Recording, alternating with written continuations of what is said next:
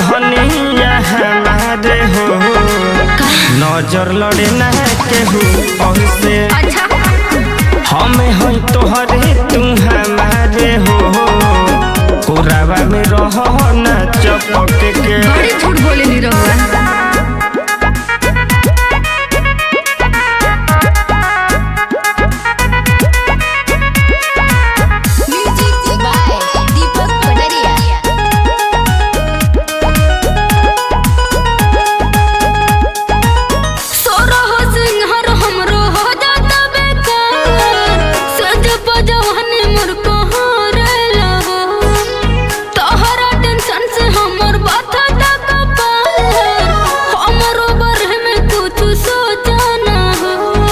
सुना कहा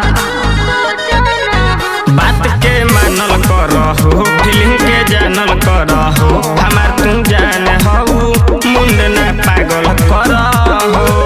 सुन ले बहनी बात कर रहे नहीं बेचैन से दिल धड़के बेचैन से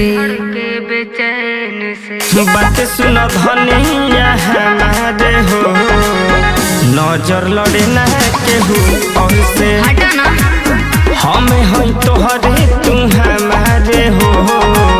कोरावा में रहो ना चपक के हम जाना तने बारा का करता रहा